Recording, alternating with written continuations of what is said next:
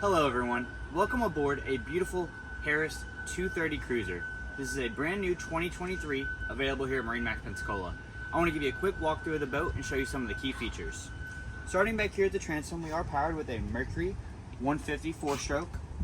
This boat is equipped with a nice swim platform here with fender holders and safety rails on both sides. Another key feature towards the transom of the boat is the fact that it does have rear stereo controls and charging. A nice feature of this boat is the Sunpad. This is a multi-position Sunpad and will even lay completely flush when you remove this beautiful table insert from Harris. There's plenty of storage under all these seats, and you're all covered under a 10-foot electric bimini top.